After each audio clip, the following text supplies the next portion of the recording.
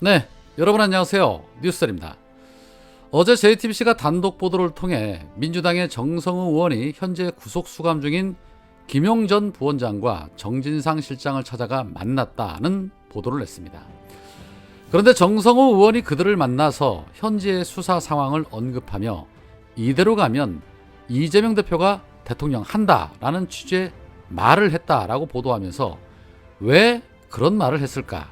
혹시 두 사람을 회유한 것은 아닐까 하는 그런 의혹성 보도를 내보냈습니다. 자, 이 내용은 녹음이 되지 않은 장소에서 접견 형식으로 이루어졌기 때문에 면담 교도관이 문서로 기록해서 남겨졌다라는 주장입니다. 이에 검찰은 문서를 확보한 뒤에 문제가 있다고 판단해서 접견 경위를 확인하고 있다고 보도를 했습니다. 갑자기 이 같은 문서가 왜 튀어나왔을까요? 그렇습니다. 검찰이 이재명 대표에게 구속영장을 청구하고 실질 심사를 함에 있어 봐라, 얼마든지 증거인멸을 시도할 수 있다라는 것을 부각시키려는 것이고, 또 이를 통해서 국회 체포 동의안을 제시를 했을 때 그 정당성을 더욱더 확보하려는 꼼수지요. 저는 그렇게밖에 보질 않습니다. 현재 정성우 의원은 이에 대해서 아무런 대답을 하지 않고 있다고 합니다. 있는 그대로 말하면 됩니다. 회유가 아닌 사실을 말한 것이다.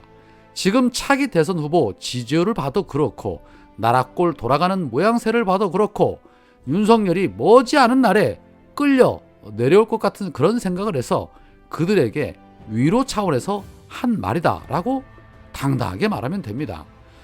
현 정세 돌아가는 얘기를 나눈 것을 회유라고 본다라면 윤석열이 내뱉은 수많은 말들이야말로 전부 수사 대상이 된다고 봐야죠.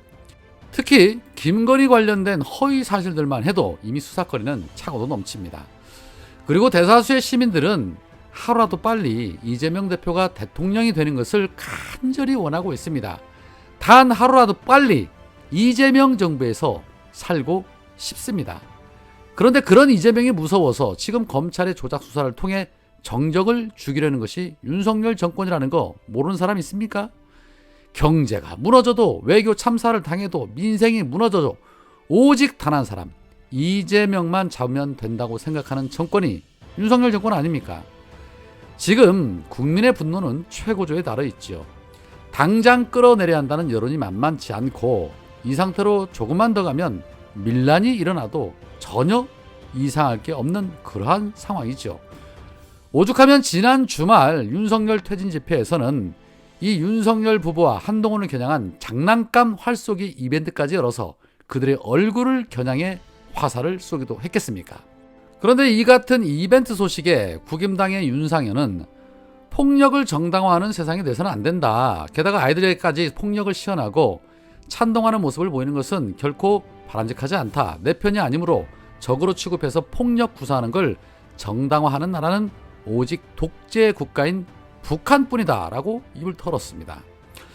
자신들이 과거 김대중, 노무현, 문재인 전 대통령들을 향해서는 어떤 짓들을 벌였는지 까마귀 고기를 드신 듯 합니다.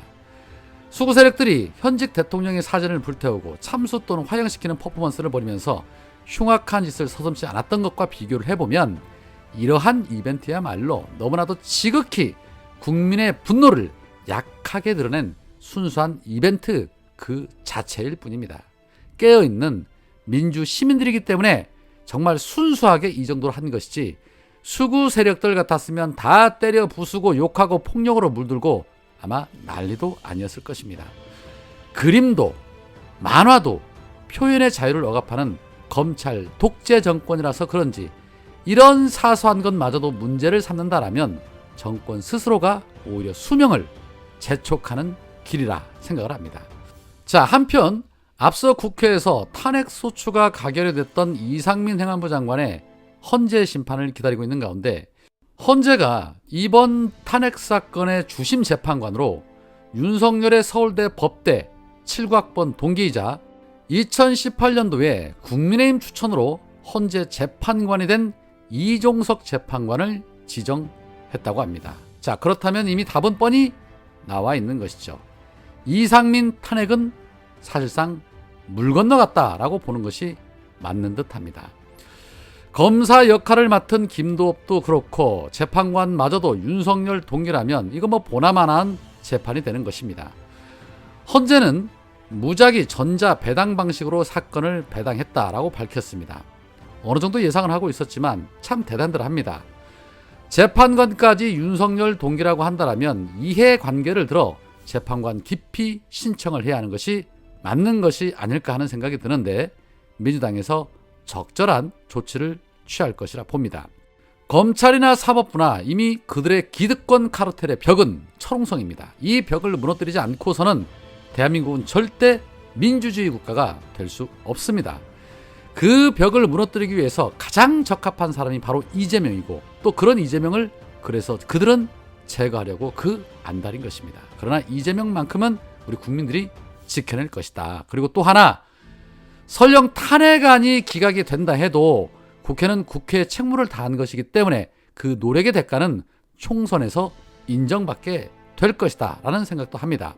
자, 또 다른 한편 도이치모터스 주가 조작 재판에서 권오수 일당들이 집행유예를 선고받자 대통령실은 주가 조작 의혹 제기에 대한 주장이 깨졌다면서 앞으로 윤석열 가족에 대한 근거 없는 가짜 뉴스에 대해서는 법과 원칙에 따라 일관되게 대응할 것이다 라고 밝혔습니다.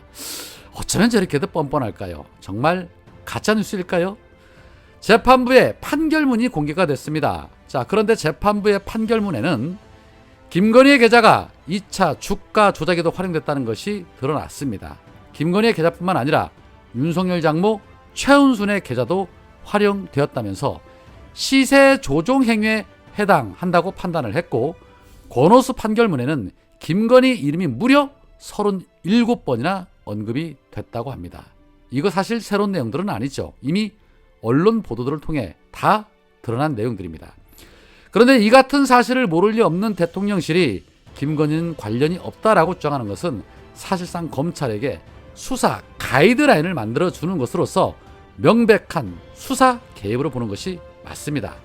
그렇기 때문에 직권 남용으로도 볼 수 있는 것이죠.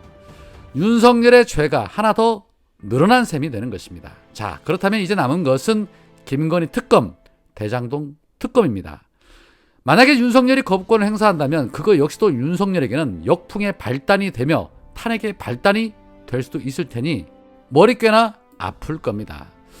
자, 그런 가운데 이 김건희 특검에 유보적인 입장을 보였던 정의당의 이정미 대표가 JTBC 방송사 인터뷰에서 권오수 재판에서 김건희의 이름이 37번이나 언급이 되고 또 그 계좌가 시세 조정에 이용이 됐다는 것이 드러났기 때문에 검찰이 수사를 피할 명분이 없다. 그럼에도 불구하고 김건희 소환 조사를 하지 않는다면 정의당으로서는 특검을 포함한 다양한 시도를 강행할 수밖에 없다.